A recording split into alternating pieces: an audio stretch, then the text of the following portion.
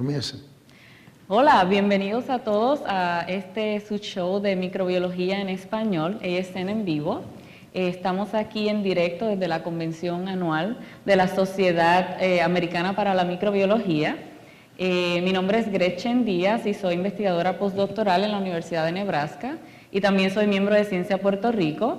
Me acompaña hoy Catalina Dávila, quien es estudiante graduada de la Universidad de Puerto Rico, colombiana, y también participa de la iniciativa de podcast del mundo de los microbios. Bienvenida, Catalina. Muchas gracias, Gretchen. Es un placer estar con ustedes hoy en esta primera versión que se realiza de ASM en vivo. Para todas las personas de nuestra audiencia, si alguno de ustedes quiere hacer alguna pregunta o algún comentario, lo puede hacer en cualquier momento acercándose al micrófono. Sí. Vamos a comenzar a introducir esta primera sección de ASM en vivo hablando sobre la importancia de comunicar la ciencia y sobre todo en español. Y para eso tenemos dos invitados muy especiales. Así es, Gretchen. Se trata de los doctores Moselio Schechter y Samuel Díaz. Bienvenidos. Muchas gracias. El doctor Schechter tiene una amplia trayectoria científica y fue también presidente del ASM hace ya algunos años. Pero además de su amplia trayectoria, él se ha caracterizado por ser una persona que reconoce la importancia de comunicar los logros de la ciencia. De hecho, el doctor Schechter tiene uno de los blogs de ciencia más leídos en Internet que se llama Small Things Considered.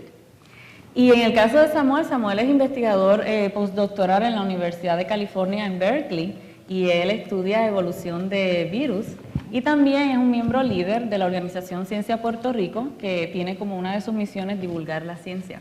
Así que gracias por estar aquí con nosotros. Gracias a ti por la invitación.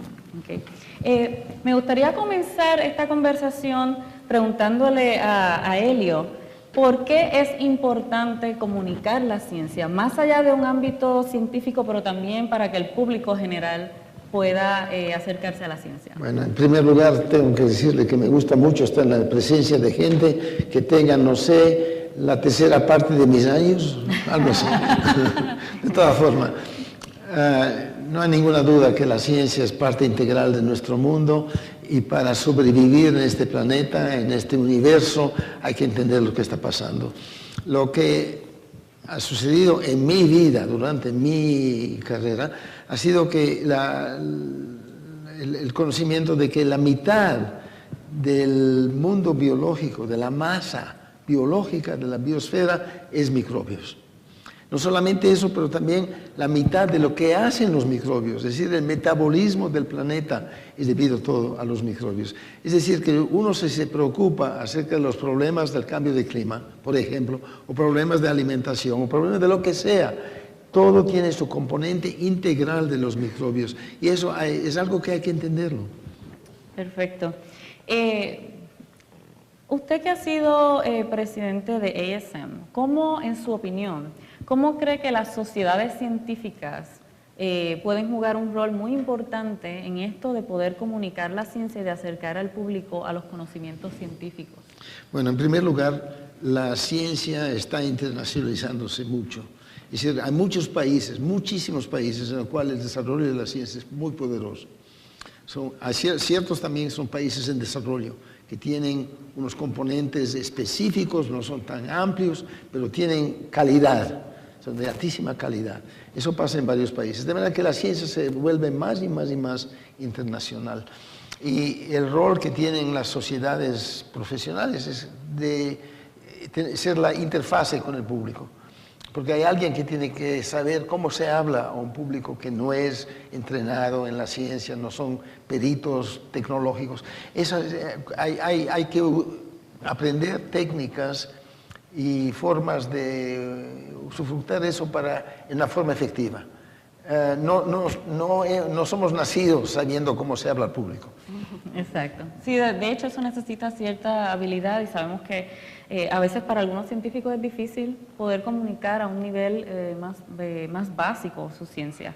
Así que no todo el mundo necesariamente tiene la habilidad. Y una cosa que yo he visto que están haciendo las sociedades actualmente es tratando de ayudar a los científicos a entrenarse para poder comunicar la ciencia al público. Bueno, yo quisiera resaltar la importancia de poder llegar a otras audiencias que están de pronto un poco menos representadas, brindándoles un espacio como este en español. Y por eso quisiera preguntarle a Samuel, tú eres latinoamericano, como latinoamericano, ¿cuál crees que es la importancia o si crees que es necesario realmente generar este tipo de espacios para audiencias menos representadas? Pues yo quiero redirigir la pregunta un poco, porque como latinoamericano yo creo que es un poco obvio pues que me interesa pues darle algo a mi comunidad y que ellos tengan las herramientas del conocimiento científico, pero creo que es más importante preguntarse por qué comunicar ciencia en cualquier otro idioma. Y creo que la importancia de eso es que, por ejemplo, se dice que la lengua franca de la ciencia es el inglés, ¿no? Y eso aplica sí, pero aplica para las personas que escriben los papers científicos, los artículos científicos y que los leen. Pero eso deja toda otra parte de la población que nosotros necesitamos como científicos, necesitamos su apoyo para subvencionar la ciencia, para aplicar la ciencia, o sea, cuando hablamos de cambio climático, cuando hablamos de vacunas, de resistencia a antibióticos, pues necesitamos tener ese público ahí. Y lo que pasa es que la ciencia es universal, pero la experiencia humana no necesariamente lo es. Y eso es algo que en Ciencia Puerto Rico nosotros tenemos como un valor principal, y es que comunicar la ciencia de una manera culturalmente relevante es bien, bien importante. Y entonces pues la lengua es parte de ese contexto cultural.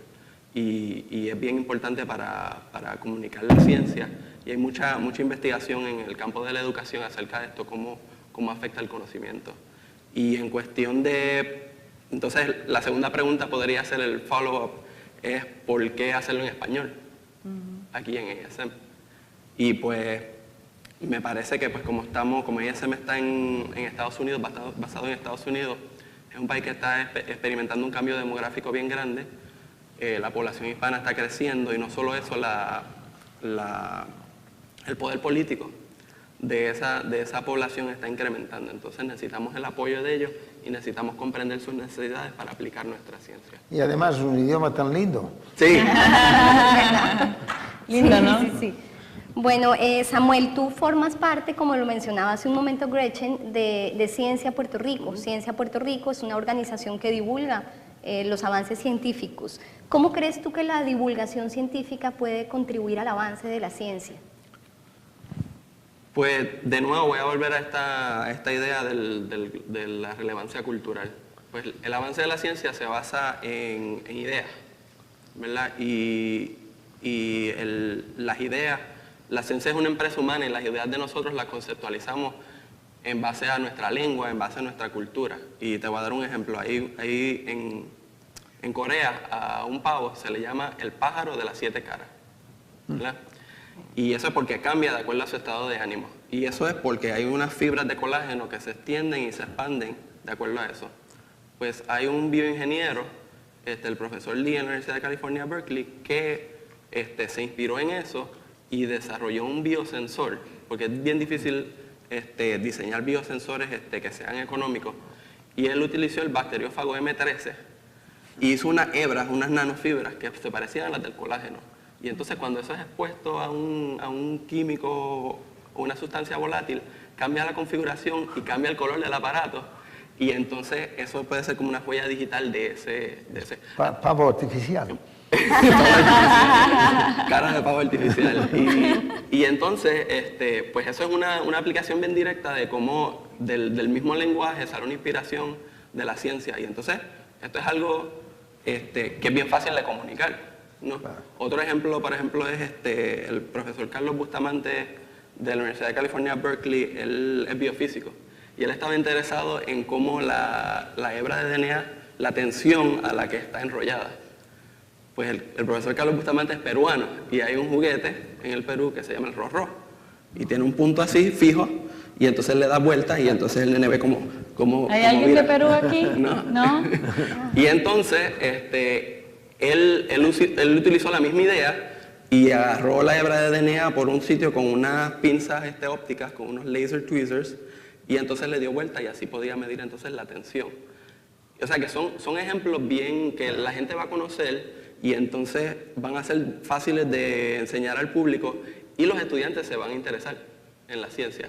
Y nosotros tenemos que minar ese caudal de talento que creo que ahora mismo no lo estamos minando. Sí. Tenemos tiempo para otras preguntas. Ustedes saben que ahora con la tecnología, pues se ha avanzado mucho en términos de cómo comunicamos la ciencia, cómo se disemina y cómo conectamos a los científicos con el público. ¿Cómo ustedes creen que la tecnología está ayudando, si en algo, en estos propósitos comparado con tiempos atrás? Bueno, el uso de los medios sociales es tan desarrollado, tan amplio por todo el mundo.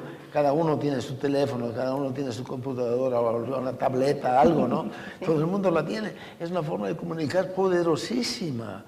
Uno puede acercarse a miles y millones de gente en una forma que puede ser entendible, puede ser algo que la gente puede entender, ¿no? Me parece que es un progreso fundamental que hay que usarlo para la ciencia. Sí. Tenemos una pregunta del público. Hola. Hola, sí. Como científicos y en esta reunión, que es importante, alcanza a una amplia audiencia mundial, creería, más allá de Estados Unidos. ¿Cómo ustedes, hablando en el idioma español, alcanzarían, por ejemplo, las audiencias de chicos de la escuela primaria y de la secundaria, que muchas veces hay muchos programas en los cuales la ciencia los expone muy tempranamente en este país, pero que muchas veces no se refleja en programas en Latinoamérica? Entonces, mi pregunta es básicamente si de alguna manera se puede, no copiar, pero reinventar ese modelo de traer al científico que está trabajando en el laboratorio, innovando en el laboratorio, al nivel de la escuela primaria, o de entrenar a los maestros para que hagan eso. No he visto mucho ese tipo de programas. ¿Quieren contestar? Yo creo que Elio puede hablar de eso, porque lo que ellos han construido, que es en inglés, pero en los podcasts de This Week in Virology, This Week in Microbiology, ellos han creado un espacio donde ellos son científicos y ellos tienen la capacidad de alcanzar un público, y creo que tienen audiencia de escuela secundaria. También tenemos una audiencia muy grande, verdaderamente, como 30.000 personas que oyen cada episodio, lo cual es un número significativo, ¿no? Es en inglés, pero con todo. Bueno, es una forma de llevar al público, traer al público la forma en la cual piensan los científicos. Y eso me parece que es muy valioso, porque uno puede escribir lo que quiera en su idioma, en su jargón técnico, y eso no es inteligible, ¿no? Pero mientras tanto, cuando uno habla con otra persona y habla en una forma sencilla, en la forma en la cual verdaderamente el cerebro funciona, eso tiene su valor. También es importante recordarles que existe en ASM un podcast en español que se llama El Mundo de los Microbios. Son entrevistas a diferentes científicos y también son, pues, podcasts que hablan sobre diferentes temas y pueden ser, digamos, entendidos de una manera muy sencilla y llegar a una audiencia pues muy amplia, ¿no?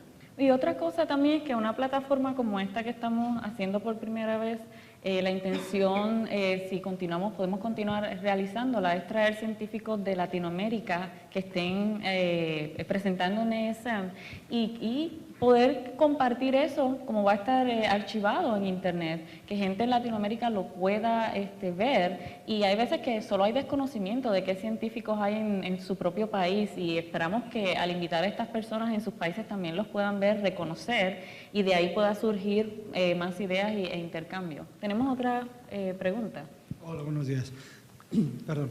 Yo como científico muchas veces como que me siento frustrado de que el público en general como que no entiende las cosas que hacemos.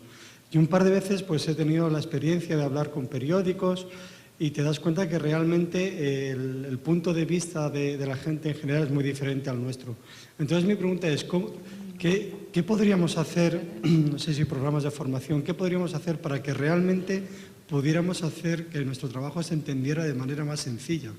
Es decir, gente que no sabe lo que es el ADN, el ARN, ¿qué iniciativa podríamos tomar para que realmente entiendan lo que hacemos?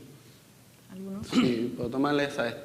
una cosa que estamos haciendo en Ciencia Puerto Rico es que estamos usando, eso es una red de científicos que tienen interés en las ciencias y Puerto Rico de alguna manera, y lo que hemos creado es una red de científicos y le hemos dado las herramientas a ellos para escribir artículos, que nosotros tenemos colaboraciones con los medios, y entonces son los mismos científicos que pueden escribir artículos explicando ya sea su ciencia o la ciencia de otras personas, y lo comunicamos directamente a los medios. O sea que en Puerto Rico, el Nuevo Día, que es el periódico de mayor circulación en Puerto Rico y el mayor periódico de circulación en español en todo Estados Unidos, han sido científicos los que han estado escribiendo. Así que tenemos un equipo de editores que son muy talentosos y saben de comunicación de la ciencia, entonces ayudan al científico a traducir sus conocimientos. Entonces es directa la comunicación del científico con el público, y a los periodistas les interesa esto porque no hay mucho contenido que surja de Latinoamérica. Resulta también que es posible establecer una interfase entre los estudiantes y el público en la forma siguiente. En el caso del blog que tenemos, viene escrito de muchos estudiantes. Bueno, ¿qué quiere decir eso? Quiere decir que no solamente comunican con un público más general, pero aprenden es un aprendizaje del estilo que se usa en un blog, que es muy distinto del estilo que se usa en la escritura científica. De manera que hay embajadores de la ciencia al público que se pueden crear. Los nuevos científicos, los jóvenes que están estudiando, tienen que aprender eso. Es parte de su mundo, ¿no? No van a poder evitarlo. Bueno, pues se nos acaba el tiempo para este primer segmento. Queremos agradecerles a los dos por aceptar esta invitación de ASM en vivo, y esperamos contar con ustedes en una próxima oportunidad. Muchas gracias. Claro, Gracias a ti. claro. Un aplauso para Estás dándole el micrófono. Bueno, y para este primer segmento vamos a comenzar ahora a hablar sobre trabajos que están realizando científicos hispanoparlantes en la conferencia anual. Y vamos a comenzar primero que nada con el doctor Oscar Zaragoza. Adelante, doctor.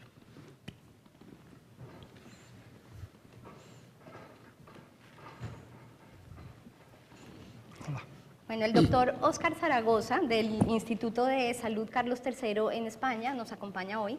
Las investigaciones del doctor Zaragoza, quien tiene una amplia trayectoria científica, se basan en el estudio de los mecanismos que han desarrollado algunos microorganismos patógenos para causar infección, pero también para evadir las defensas del hospedero. Bienvenido, doctor Zaragoza, y muchas gracias por estar acá. No, muchas gracias a vosotros por la invitación. De verdad que esta clase de iniciativas, por lo que estábamos hablando antes, me parecen muy interesantes. Tenemos que acercar nuestro trabajo al público en general, que me siento muchas veces frustrado que uno lee las noticias y se da relevancia a cosas que no son importantes, y yo creo que lo que hacemos es muy importante y muchas veces no se transmite bien. Así que muchísimas gracias, porque estoy muy contento de la invitación y de estar aquí. Bueno, Oscar, sabemos de su trabajo, o sea, hay microorganismos, ellos desarrollan esta habilidad de infectar a un hospedero como patógenos que son. Pero también de desarrollar estas estrategias para poder defenderse del hospedero. Primero que nada, vamos a comenzar hablando de qué tipo de microorganismos usted trabaja y en qué consiste en general su trabajo. Vale. Nosotros estamos interesados en hongos o patógenos. Los hongos es una gran familia de organismos que incluye desde setas, las que vemos por el campo, las que nos comemos, hasta también hongos o microscópicos. Y algunos de estos hongos pues pueden causarnos enfermedad. Entonces, una cosa que yo creo que es importante en el tema de estos microorganismos es que estamos expuestos a ellos durante toda nuestra vida. Ahora mismo toda la gente que está en la sala, que los que están respirando, que creo que son prácticamente todos, ahora mismo todo el mundo está inhalando esporas de algún hongo que posiblemente, si hay algún factor de riesgo, le pudiera causar alguna enfermedad.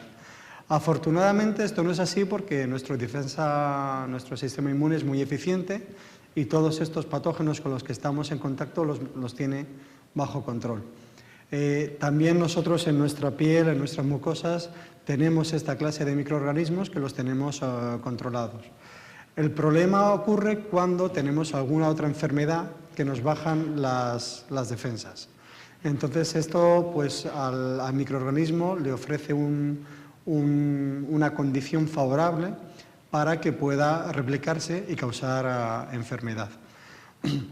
Entonces, desde mi punto de vista, estas enfermedades, desde el patógeno, una condición muy interesante que hay que investigar es cómo se adaptan a nosotros, porque no es lo mismo el ambiente que hay en el campo que el ambiente que hay, por ejemplo, en los pulmones.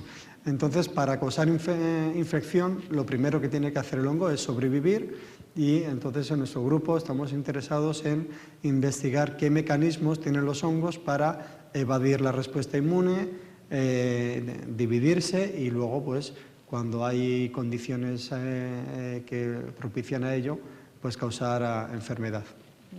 Sé que una de las estrategias en particular que está estudiando tiene que ver con cambios en morfología del organismo. ¿Por qué es importante que el organismo pueda cambiar su forma en términos de adaptación a su hospedero? Bueno, estos cambios de morfología son bastante frecuentes en los hongos. Entonces, normalmente los inhalamos o se encuentran en forma esférica, pero pueden formar filamentos, lo que se llama nifas, es decir, unas estructuras diferentes. Y estos otros filamentos, estas estructuras, parece ser que le confieren como una ventaja para adherirse a los tejidos, pueden penetrar por los endotelios, llegar a sangre, diseminarse y llegar a otros órganos, lo cual pues ya sería más peligroso. Pero lo interesante es que hay algunos hongos que tampoco hacen estos filamentos, pero que pueden también diseminarse. Pero tienen también otra serie de cambios en su estructura, en el exterior, pues que hacen que el sistema inmune pues no lo reconozca muy bien. Y también pues esto le confiere una ventaja para evadir nuestro sistema inmune y también diseminarse a otros órganos, que es realmente el problema más serio de estas infecciones, cuando llegan al torrente sanguíneo y a través de la sangre pues llegan pues al cerebro, al hígado, y causan enfermedades ahí que ya son mucho más serias. Una cosa que me gustaría resaltar de estas enfermedades es un poco el drama que supone, porque estas son enfermedades que afectan a gente que ya está enferma, gente que tiene SIDA, gente que ha tenido un trasplante, gente que ha tenido un cáncer, que ya son enfermedades muy serias. Y son gente que lleva un tratamiento muy amplio para tratar esta enfermedad, y la verdad que es para mí es un auténtico drama que este tipo de personas que están luchando con sus defensas a nivel psicológico también, de repente pillen una infección por un microorganismo que todos estamos en contacto, y que sea eso lo que los mate. Entonces, yo creo que es algo que es inaceptable hoy en día y que deberíamos intentar controlar. Definitivo. También sabemos que parte de su investigación tiene que ver con esta capacidad de los hongos de poder vivir dentro de los macrófagos, que son esas células fagocíticas de nuestro cuerpo. ¿Podrías explicarle a nuestro público un poco más sobre esas estrategias? Sí, yo creo que ese es uno de los ejemplos más claros de precisamente qué pueden hacer estos organismos para sobrevivir y sobre todo evitar que nuestro sistema inmune les ataque. Y una parte muy importante de nuestro sistema inmune son, como tú bien has dicho, estas células fagocíticas, macrófagos, neutrófilos, que su función es partículas extrañas, incluirlas dentro de ellos y matarlos. Entonces, muchos de estos hongos, aunque son fagocitados y se encuentran dentro de los macrófagos, son capaces de sobrevivir y el macrófago no los mata. Y entonces algunos de ellos incluso permanecen dentro de los macrófagos durante años, causando lo que se llama una infección latente. Esto, por ejemplo, está descrito en el caso de la tuberculosis. La bacteria de la tuberculosis sobrevive de esta manera, y muchos hongos lo hacen también. El modelo que nosotros utilizamos, que se llama Cryptococcus neoformans y otros como Histoplasma, hacen esto, se fagocitan, pero dentro sobreviven por mecanismos que todavía no conocemos y que es importante saber por qué el macrófago no puede matarlos. Creemos que posiblemente el hongo pues, tiene como una respuesta que le permite resistir a los factores que utiliza el macrófago para eliminarlos. Pero al desarrollar este mecanismo, pues el hongo lo que está haciendo en realidad son dos cosas. Primero, sobrevivir. Y segundo, sobrevivir dentro de un macrófago y está libre del resto de cosas que pasen en el torrente sanguíneo. O sea, que encuentra como una cueva, digamos, donde se esconde y puede viajar por el torrente sanguíneo dentro del macrófago, llegar a otros órganos y de esta manera diseminarse protegido sin que el resto del sistema inmune sepa que están ahí. Sí, muy terrible. Quiero recordarles al público que si desean hacer una pregunta se pueden acercar al micrófono y preguntarles a nuestros invitados. Y también por el internet están tomando las preguntas a través del hashtag de ASM 2014. Bueno, Oscar, yo tengo una pregunta. Estos cambios morfológicos, según entiendo, no solamente evitan que el hospedero pueda combatir la infección, sino que también dificultan el diagnóstico o la detección, digamos, del patógeno, especialmente en aquellos casos en los que el diagnóstico se ha realizado pues, tradicionalmente por serología, por pruebas serológicas. Esto es así, ¿no? Sí, es así, claro, porque las pruebas serológicas en realidad en lo que están basadas es en anticuerpos, que lo que hace el anticuerpo es reconocer o bien al patógeno o una estructura del patógeno. Entonces nosotros en laboratorio tenemos estos anticuerpos, cogemos una muestra de sangre y si vemos por técnicas de laboratorio que nuestro anticuerpo se pega, pues decimos que el patógeno está ahí. Pero si el patógeno tiene la habilidad de cambiar su estructura y lo que el anticuerpo reconoce cambiarlo, pues puede ser que ya el anticuerpo no lo reconozca y esto es un problema. Porque puede haber muchos negativos, lo que llamamos falsos negativos, en el laboratorio que realmente son de pacientes que están infectados. Entonces es como si los microorganismos tuvieran la capacidad de cambiarse la chaqueta y si yo busco a alguien con chaqueta roja y me pongo una verde, pues ya no se detecta. Entonces esto es importante a tenerlo en cuenta y en el caso de estas infecciones además el diagnóstico es algo que tenemos que mejorar. Porque normalmente es un diagnóstico muy tardío que ya normalmente el paciente está muy enfermo. Entonces yo creo que ahora que hay muchísimas nuevas tecnologías, esto va a suponer desarrollar nuevas técnicas y que, bueno, que nos ayuden a detectar estos patógenos, sobre todo precozmente, mucho antes de que cuando ya tienen una infección diseminada que ya es bastante difícil de tratar. Claro que sí, precisamente siguiendo por esa línea, esa era mi siguiente pregunta. ¿Sabe si se están desarrollando nuevas técnicas, por ejemplo, basadas en técnicas moleculares para el diagnóstico? Sí, se están haciendo muchísimos trabajos en el cual lo que se intenta detectar, sobre todo hoy en día, es el ADN que haya del patógeno en la sangre. Entonces, el desarrollo de todas las técnicas de biología molecular basadas en PCR, basadas en secuenciación, ahora está tan de moda secuenciar todo lo que hay por ahí, pues todo esto se está intentando pues, aplicar a estas infecciones. En algunos casos es complicado porque, por ejemplo, en el caso de Aspergillus, por ejemplo, como he dicho antes, todos estamos inhalando Aspergillus ahora, entonces todos lo tenemos. Entonces muchas veces también se puede detectar al microorganismo, pero no quiere decir que nos esté causando una enfermedad. Entonces es un campo muy complejo, pero yo estoy confiado que el desarrollo de estas técnicas moleculares van a permitir detectarlo bastante antes y con bastante más sensibilidad. Tenemos una pregunta desde Twitter. Sí, una pregunta para el panel desde el chat.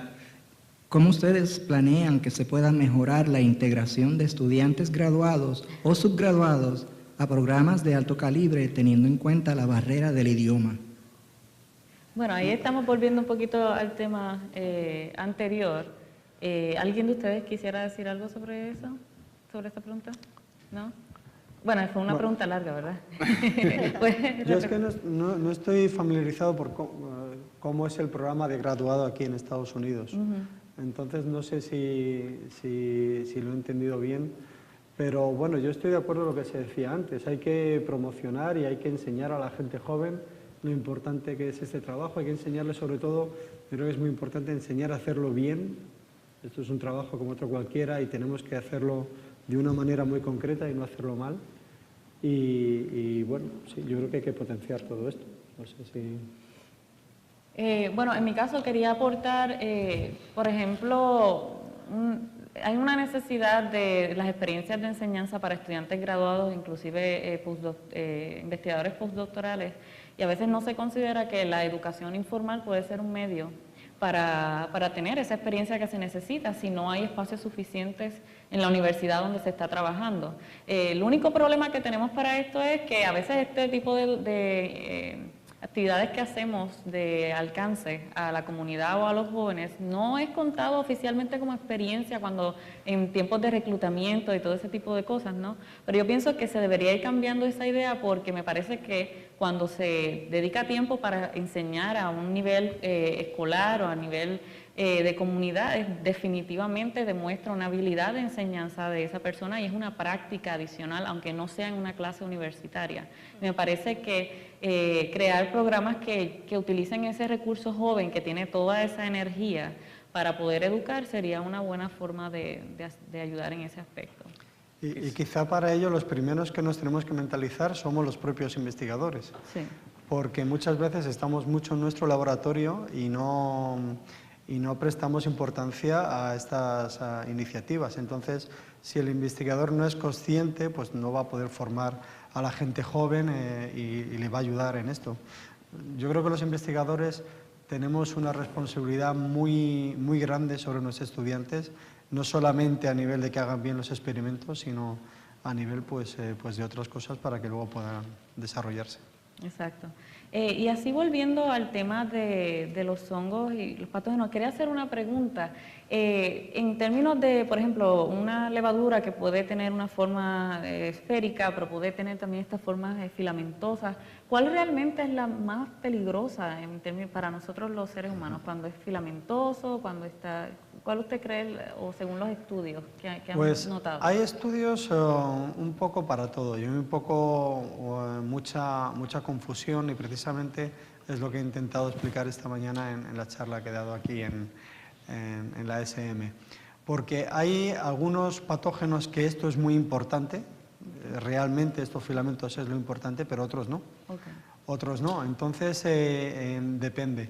De todas maneras, si hay algún mensaje que digamos que me gustaría que la gente recordara sobre estas infecciones, es que realmente el factor más importante para desarrollarlas es nuestro propio sistema inmune. Muchas veces somos nosotros los que propiciamos que se desarrolle y en muchas ocasiones no importa tanto si hace un filamento o no hace un filamento, sino lo más importante es que esté ahí y vivo. Y entonces si está ahí y nuestro sistema inmune no lo controla, básicamente es una manera de explicarlo es que nos convertimos como en un medio de cultivo de laboratorio. No tenemos manera de controlar al hongo y si filamenta y se pega más y disemina más, pues hará más enfermedad, pero otro que no lo haga, pues puede también dividirse. Entonces, yo creo que para algunos es muy importante lo de filamentar. Está claro que le confiere ventajas. Otros no filamentan, pero son capaces de cambiar su estructura. Pero para mí, en realidad, lo que más nos interesa es saber cómo se adaptan y cómo evitan que el sistema inmune, la inmunidad que tenemos, pues los elimine y cómo aguantan y se quedan ahí pues el tiempo que sea y luego pueden desarrollar enfermedad. Bueno, tenemos un minutito para una pregunta. Otra pregunta desde el chat. Twitter. Si el patógeno es intracelular, ¿qué tipo de antifungales se pueden usar y cuán eficientes son? ¿Alguna forma de tratamiento profiláctico para aquellos en riesgo? Bueno, esa es una excelente pregunta. Y aunque no es de hongos, yo me gustaría recordar el caso de las bacterias y de la tuberculosis. La tuberculosis es un patógeno intracelular y yo creo que se lleva como décadas y siglos intentando desarrollar una vacuna contra la tuberculosis que a día de hoy creo que no funciona y en gran parte posiblemente es porque las vacunas producen anticuerpos y estos anticuerpos no llegan a donde está la tuberculosis porque está dentro de un patógeno. Entonces, en el caso de estos patógenos, pues sí que hay muchos fármacos que quizás sí que puedan penetrar dentro de estas células fagocíticas y inhibir su crecimiento ahí. Pero yo creo que este es un aspecto muy interesante y muchas veces no se piensa en ello, que quizá muchos fallos terapéuticos se debe a ello, a que el patógeno, como he dicho antes, está en una cueva escondido y no se llega. Entonces, bueno, pues sí, hay muchas alternativas para ello, hay fármacos que puedan difundir, pero en temas de anticuerpos y todo este tipo de abordaje, pues posiblemente no funcionen. Vamos a dar tiempo para otra pregunta. Sí. En su opinión, ¿habrá una relación entre la contaminación ambiental, el cambio climático y nuestra vulnerabilidad a las infecciones fúngicas, que obviamente hemos sido expuestos durante nuestra evolución como humanos, ¿verdad? Pero pareciera que ahora estamos convirtiéndonos en una especie más susceptible a estos organismos que son viejísimos, también han estado aquí mucho antes que nosotros. ¿Usted creerá que habrá una conexión entre el abuso de antibióticos y en general la contaminación ambiental con el radio de estas enfermedades? Bueno, no es que lo crea, es que estoy convencido de que esto es así.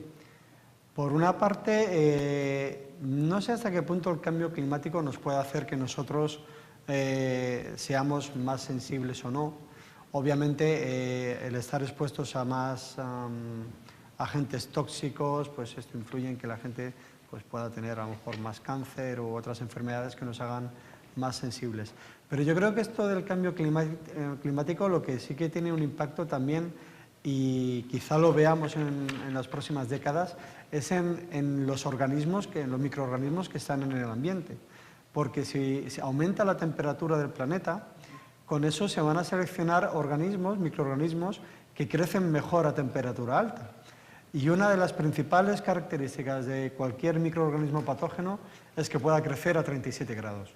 De hecho, en los hongos patógenos hay una relación muy clara de que si eres capaz de crecer a nuestra temperatura, tienes capacidad de infectar. Entonces, con el cambio climático es posible que estemos seleccionando más patógenos que sean capaces de resistir mejor nuestra temperatura. Y yo eso lo veo un problema, porque quizá el número de patógenos o microorganismos que hay en el ambiente que nos puedan causar enfermedad va a seguir aumentando en el futuro. Gracias. Bueno, Óscar, muchas gracias por Muchísimas estar con gracias nosotros hoy. Ha sido un gusto y ahora vamos a pasar a presentar otro trabajo que se está presentando en la conferencia anual. Esta vez nos llega desde Puerto Rico, Jessica Rivera.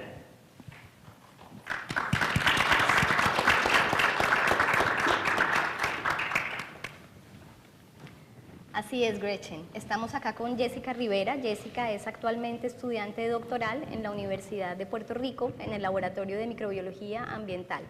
Ella está trabajando en un tema que es fascinante, que es la paleomicrobiología. Es un tema además muy novedoso, ¿no? De hecho, tengo entendido que tu trabajo de investigación fue seleccionado para ser distribuido a la prensa internacional durante esta reunión de la ISM, y queremos felicitarte por este importante logro, Jessica. Gracias, muchísimas gracias y gracias por invitarme. Es tremendo honor estar aquí con ustedes. Estoy tan nerviosa que no puedo, lo único que siento es mi corazón. Ok, vamos a divertirnos entonces. Sí, te felicitamos porque sabemos que la información sobre el trabajo de Jessica ha salido en España, en Estados Unidos, en Puerto Rico, en toda la prensa, así que estás muy famosa últimamente por tu trabajo, así que felicidades por eso.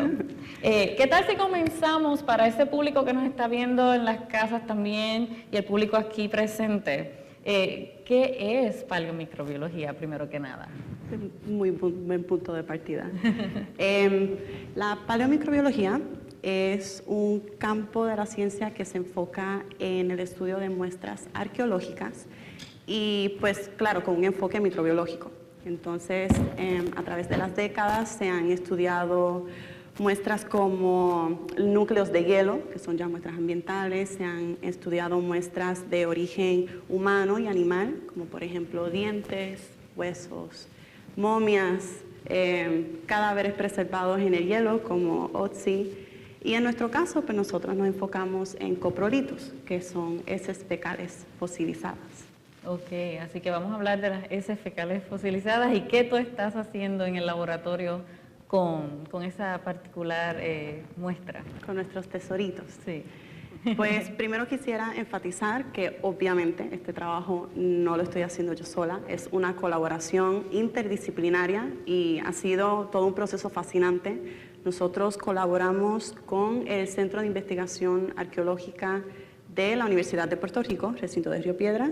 Colaboramos con el doctor Raúl Cano de la Universidad Cal Poly, que está por ahí en la audiencia durmiéndose casi.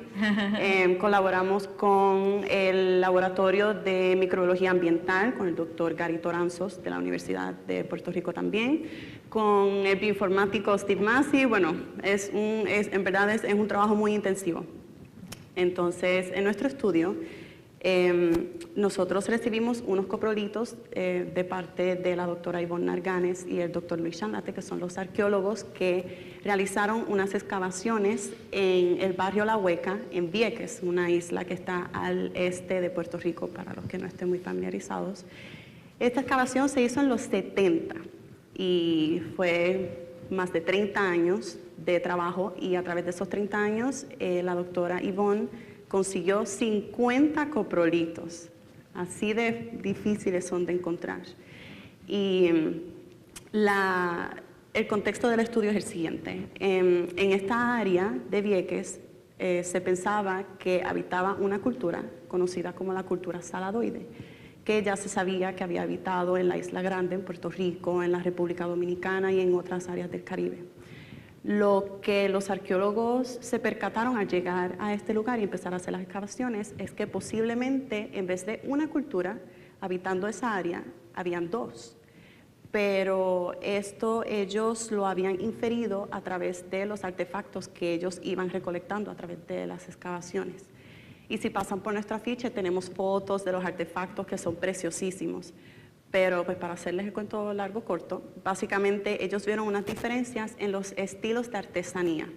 Pudieron identificar cerámica que es originaria de los saladoides, o sea que sí, los saladoides estaban habitando esa área, pero entonces identificaron unos artefactos que les dieron a entender que esta cultura, la segunda, que ellos denominaron como la cultura La Hueca o la cultura huecoide, pudo haber originado o migrado desde los Andes.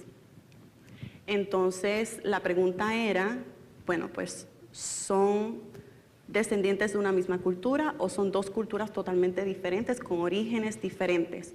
Y lo que el doctor Chanlate y la doctora Ivonne Narganes postularon fue una hipótesis diciendo de que, en efecto, es muy posible que estas dos culturas tenían orígenes distintos. La cultura saladoide ya se sabe que es originaria de Venezuela y ellos postularon, como ya les mencioné, que la huecoide entonces pudo haber originado en Bolivia. A través de muchos años de estudio, poco a poco se recolectaron más datos que iban apoyando esta hipótesis, pero no se había hecho un análisis microbiológico como tal.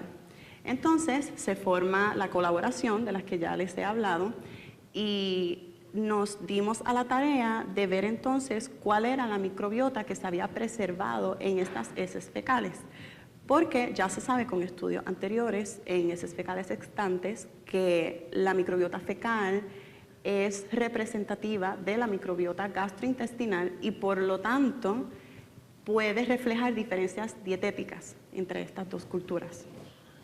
Entonces, cuando empezamos a hacer los análisis, en verdad fue muy sorprendente porque vimos una diferencia muy marcada entre estas dos culturas y pudimos incluso inferir diferencias en su dieta. Por ejemplo, nos dimos cuenta que la cultura saladoide tiene una gran abundancia de microorganismos que ya se han asociado a dietas altas en proteínas. mientras que en la cultura huecoide vimos una gran abundancia de microorganismos que ya se han asociado a dietas altas en fibra. Entonces ya ahí empezamos a ver unas diferencias bastante marcadas entre estas dos culturas. ¿Y correlaciona eso con el tipo de vegetación o de lo que había disponible en Vieques en esos tiempos? Sí, lo que estamos encontrando va muy enlazado a lo que los arqueólogos han ido encontrando. Por ejemplo, se han hecho estudios de los artefactos que ellos utilizaban para cocinar, y ellos ya habían detectado el maíz. Nosotros también detectamos el maíz en nuestros estudios, ¿verdad?, moleculares. Ellos también habían sugerido la presencia de ciertos tubérculos, y nosotros también hemos ido identificando también la presencia de estos en la microbiota. ¿Qué tipos de microorganismos estamos hablando? Ejemplos de microorganismos que pudiste encontrar en el estudio. Por ejemplo, para poner más en contexto lo que les acabo de decir, en los saladoides encontramos una gran abundancia de Bacteroides, que como ya les mencioné ya se han asociado previamente a dieta alta en proteína. Y en el caso de los huecoides, por ejemplo, detectamos una gran abundancia de proteobacterias, que también se sabe que están envueltas en el metabolismo de carbohidratos. Pero lo que nosotros estamos detectando en estos coprolitos es una microbiota muy representativa de lo que normalmente se encuentra en el sistema gastrointestinal. Jessica, ¿cómo es posible que siendo un tema tan fascinante, la paleomicrobiología no haya sido explotada sino hasta hace muy poco? Bueno, como ya les mencioné, la paleomicrobiología lleva desarrollándose desde hace ya varias décadas. Y bueno, como al comienzo, pues por las tecnologías que estaban disponibles, pues era más basada en cultivos, y pues eso limitaba mucho la detección de los microorganismos presentes, ¿no? Pero llega la era molecular y pues ya empiezan a hacer unos análisis muy específicos. Les doy un ejemplo. Se hizo un análisis preciosísimo sobre una epidemia que aparentemente hubo en Atenas y que mató a un gran número de gente. Encontraron el lugar en donde se habían enterrado todas estas víctimas, y ya ellos tenían una idea de que posiblemente la causa para esta epidemia había sido Salmonella typhi. Así que ellos hicieron un análisis molecular buscando específicamente este microorganismo. Ahora, con las técnicas de metasecuenciación que tenemos disponibles, ahora se abre la caja de Pandora. Ahora tenemos toda una gama de oportunidades, y lo que se ha hecho hasta ahora es, en realidad, es fascinante, pero nosotros pensamos que se puede llevar aún más allá. Lo que nosotros estamos tratando de proponer con este estudio es el valor y el potencial que tiene un estudio paleomicrobiológico cuando se hace de una manera interdisciplinaria y cuando se hace dentro de un contexto donde se utilizan hipótesis arqueológicas para ir poco a poco desarrollando la historia de estas muestras. Okay. Tenemos una pregunta.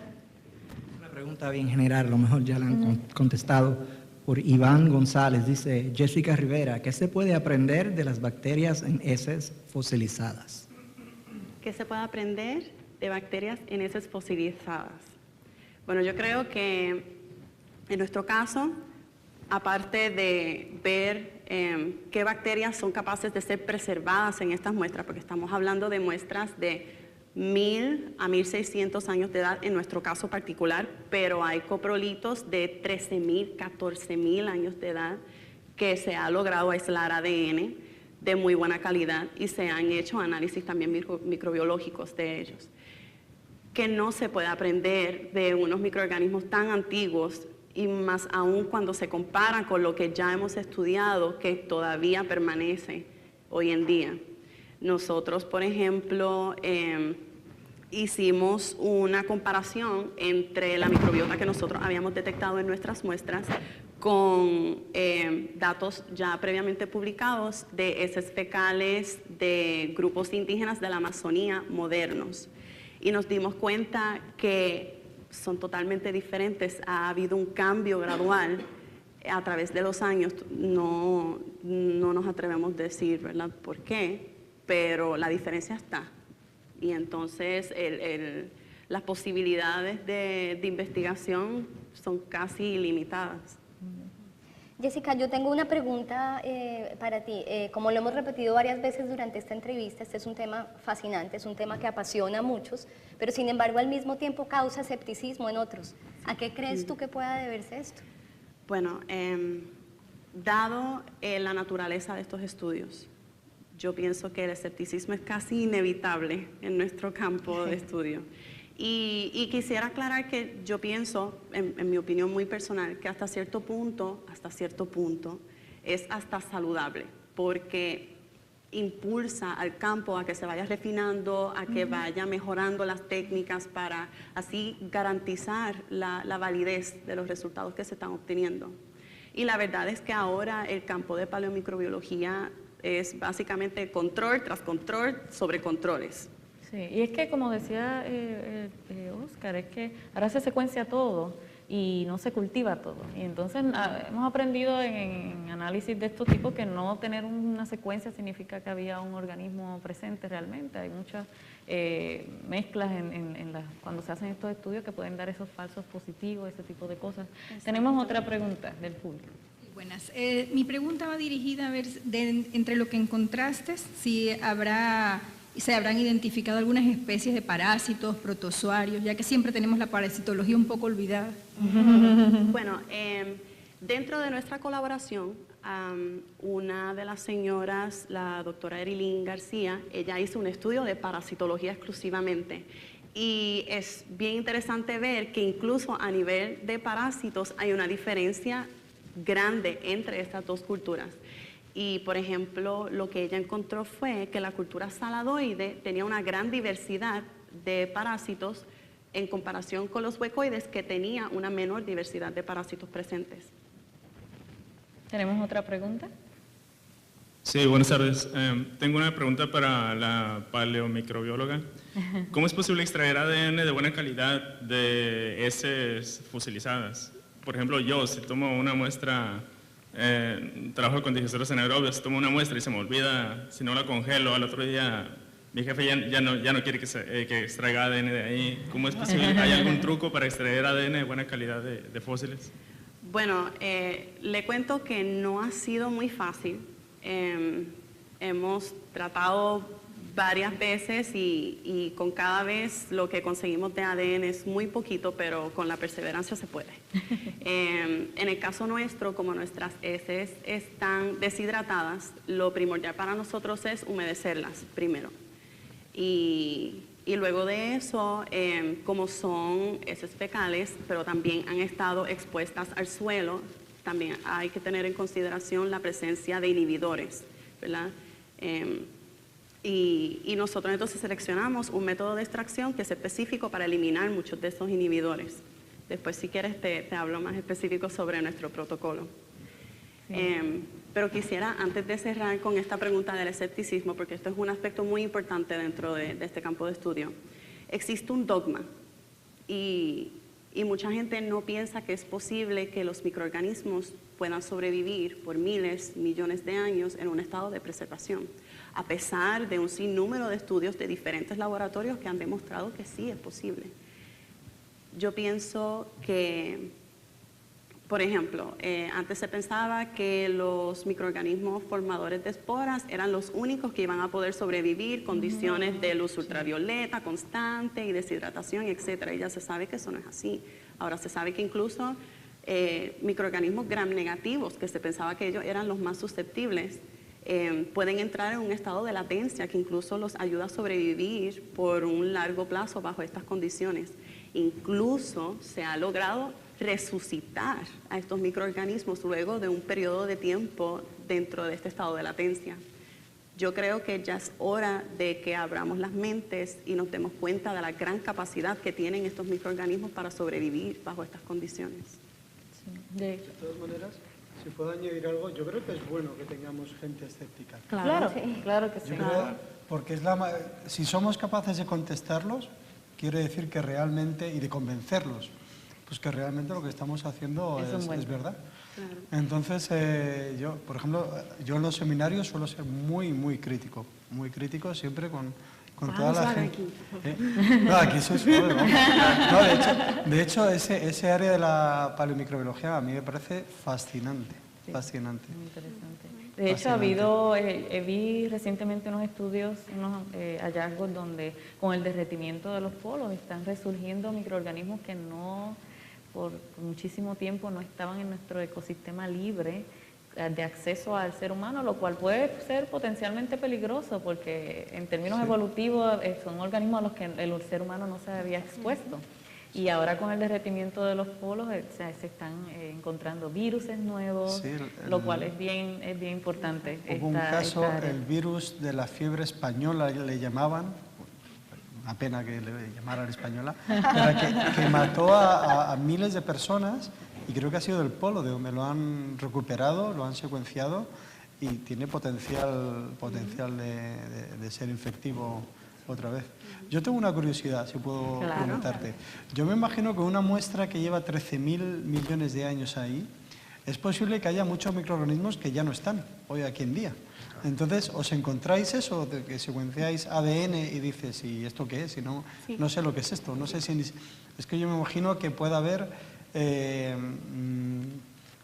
ADN que ha evolucionado de una manera que igual no nos cuadra en ningún sitio. Claro, sí.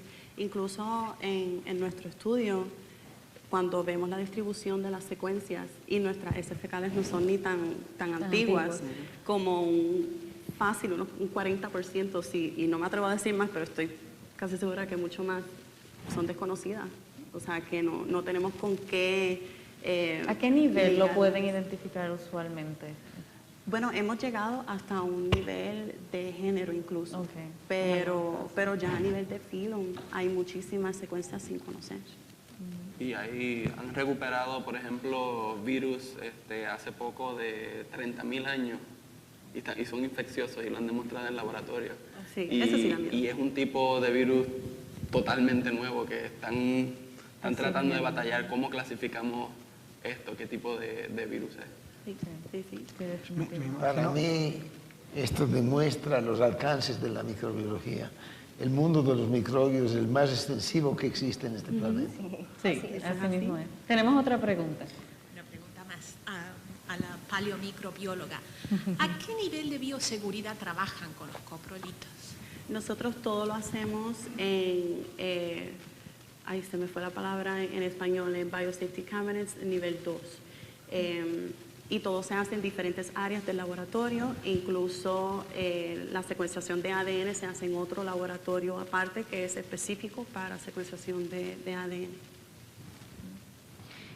Jessica, me gustaría preguntarte, ya que todo esto tiene como unas consecuencias, tus hallazgos tienen unas consecuencias sociales en lo que has estado encontrando. ¿Cómo le explicamos al público cómo este estudio con heces fecales realmente te puede decir algo sobre el ámbito social, no solo la ciencia y la microbiología, pero sobre qué pasaba en Vieques en esos tiempos, en esa isla? Esa es una pregunta muy buena. Y la verdad, yo pienso, y mis colaboradores me matarán, pero yo pienso que nosotros o somos sumamente inteligentes o somos sumamente suertudos, porque la tecnología que se seleccionó para hacer este estudio no nada más detectaba bacterias, arqueas, etcétera, sino que nos dio como unos detallitos aparte. Y, por ejemplo, uno de esos detallitos detectamos, y para la que nos preguntó por los protozoarios, detectamos, por ejemplo, en la cultura saladoide específicamente, la presencia de un parásito, una ameba gaussea, que se sabe que parasita a pescado. Entonces, el hecho de que lo hayamos detectado a nosotros nos hace pensar que es muy posible que entonces esta cultura particularmente, pues, o esta persona particularmente, no cocinó muy bien ese pescado antes de comérselo. Entonces, son como detallitos dentro de la vida personal. Que no aprendemos con el tiempo. Exacto. Todavía hacemos lo mismo a veces, ¿sí? Exacto. Entonces, otro ejemplo, este caso en el ámbito de los huecoides, como ya les mencioné, nosotros detectamos maíz, pero curiosamente fue nada más en los coprolitos huecoides. Entonces, en los huecoides también detectamos una abundancia sumamente grande de Saccharomyces. y uno de nuestros colaboradores, el doctor Gary Toranzos, él es boliviano. Entonces, él rápido se le prendió el bombillón y él dijo, bueno, pero es que los indígenas bolivianos consumen chicha, que eso es una bebida tradicional que es fermentada. ¿Alguien aquí de Bolivia? ¿No? No. ¿Pero alguien que sí toma chicha? Yo nunca la he tomado, No. pero Sí. ahora sí me dan ganas. Pero es una bebida fermentada y está hecha a base de maíz. Y es muy curioso que nada más detectamos una posible relación así de intrínseca en los huecoides. Bueno, pues ya lamentablemente se nos ha acabado el tiempo. Gracias, Jessica, por haber aceptado nuestra invitación. Gracias a ustedes. Y de verdad que hemos disfrutado de este tiempo. Así que pase con Gracias Catalina. a todos ustedes por estar acá, muchas gracias también a nuestra audiencia y queremos agradecer especialmente al doctor Gary Toranzos de la Universidad de Puerto Rico por su apoyo en la organización de esta sección. Muchas gracias, doctor Toranzos. Como dijo Gretchen, se nos acaba el tiempo, tenemos que despedirnos, pero esperamos verlos a todos ustedes en una próxima oportunidad. Nos vemos en ASM 2015. Chao.